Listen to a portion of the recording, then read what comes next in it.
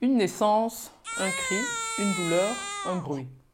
Le moment de la naissance d'un enfant est souvent perçu comme un instant de bonheur pur, rempli de joie, d'émerveillement et d'amour. Cependant, pour beaucoup de mères, cette période peut être bien plus compliquée qu'on ne le croit. Le baby blues et la dépression postpartum sont des réalités qui touchent de nombreuses femmes à travers le monde, mais dont on parle peu, voire pas du tout. Comment une personne qui vient d'être maman peut être dans cet état-là, triste, déprimée et sans aucune envie? Dans cette vidéo, nous allons briser le silence autour de ces sujets.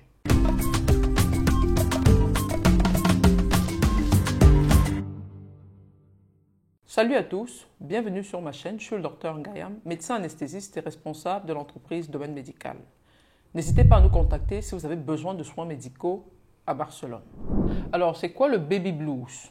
On appelle aussi le baby blues déprime postpartum légère. Donc, c'est comme une petite forme de dépression qui survient généralement quelques jours après l'accouchement. C'est une période transitoire, mais ça touche 50 à 80% de nouvelles mères. Il ne faut pas confondre avec le baby blues avec la dépression postpartum qu'on verra plus tard, quoiqu'il présente quelques symptômes qui sont similaires. Le baby blues dure généralement entre 3 et 10 jours et disparaît de lui-même sans nécessité de traitement médical, mais la dépression postpartum peut durer des semaines, voire des mois. Les signes du baby blues sont souvent liés aux changements hormonaux rapides, à la fatigue intense, au stress et à l'adaptation à la nouvelle vie de parents. Quels sont les symptômes? Des sauts d'humeur, la nouvelle mère peut se sentir particulièrement sensible, pleurer pour des raisons apparemment insignifiantes. Un coup, elles sont contentes, dans l'instant d'après, elles pleurent. L'anxiété, elles sont souvent submergées par l'idée de bien prendre soin du bébé. Du coup, elles remettent en question leurs compétences en tant que maman. Serais-je capable de savoir quand il a faim, quand il a soif? Comment saurais-je quand le bébé est malade? Toute cette question les génère du stress. La fatigue extrême est un autre symptôme, surtout pour les mamans qui sont primipares, c'est-à-dire qui viennent d'avoir le bébé pour la première fois. Avant, elles pouvaient dormir 6, 8, 10 heures d'affilée. Après l'accouchement, elles fonctionnent au rythme du bébé. Donc, il y a beaucoup de nuits d'insomnie et des journées remplies de soins. Le corps est épuisé, ce qui affecte l'humeur et l'irritabilité. Les nouvelles mères peuvent être plus susceptibles et se mettre en colère, se sentir frustrées et impuissantes. Bien que le baby blues soit généralement temporaire, il ne faut surtout pas le minimiser. Il est essentiel que les proches et les soignants soient attentifs aux besoins émotionnels des nouvelles mamans.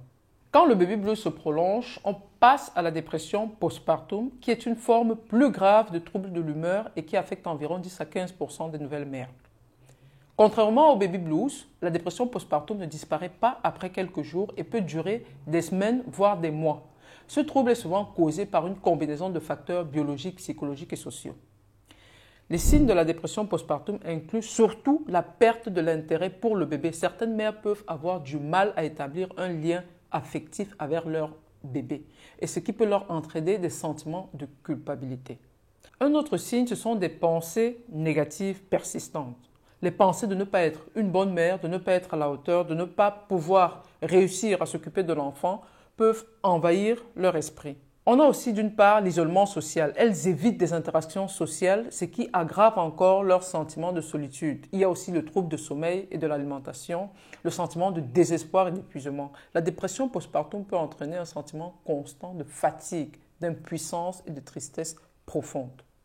Il est très important de dire que la dépression postpartum n'est pas le résultat d'une incapacité personnelle à être une bonne mère. C'est une condition médicale qui mérite une prise en charge sérieuse. Beaucoup de mères qui souffrent le baby blues ou la dépression postpartum n'osent pas en parler par peur du jugement ou de la stigmatisation. Elles peuvent penser qu'elles sont seules ou qu'elles devraient être heureuses après la naissance de leur enfant. Cette pression sociale peut encore rendre la situation beaucoup plus difficile à gérer. C'est pourquoi il est essentiel d'ouvrir la discussion sur ces troubles. La société a tendance à célébrer la maternité comme une expérience totalement positive, mais la réalité est que beaucoup de femmes rencontrent encore au jour d'aujourd'hui des défis émotionnels durant cette période.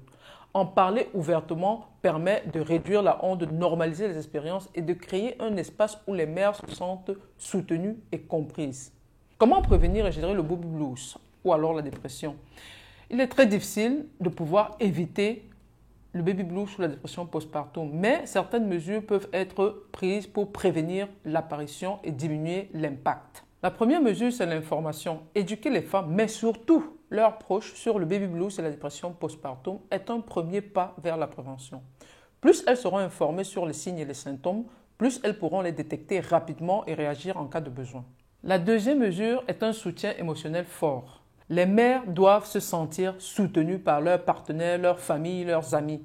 La présence d'un réseau solide de soutien peut faire une différence majeure dans la gestion du stress et de la pression qui accompagne la maternité. La troisième mesure, c'est les soins prénataux approfondis. Les consultations prénatales ne devraient pas se limiter aux aspects physiques de la grossesse, mais il est aussi essentiel que les médecins abordent également le thème émotionnel, mental des futures mamans. La quatrième mesure, c'est le repos. Les mères doivent essayer de se reposer. Le manque de sommeil est un des facteurs principaux qui exacerbe le baby blues et la dépression postpartum. Les mères doivent essayer de trouver des moments pour se reposer, demander de l'aide si nécessaire et accepter qu'elles ne peuvent pas tout faire seules. Évidemment, le cinquième niveau, c'est chercher de l'aide professionnelle. Si les symptômes persistent et s'aggravent, il est crucial de consulter un professionnel de santé, un psychologue, un psychiatre ou même des conseillers en lactation qui peuvent apporter un soutien précieux. Il existe aussi des groupes de soutien pour des mères qui traversent des épreuves similaires. En conclusion, le baby blues et la dépression postpartum ne peuvent pas être des sujets tabous.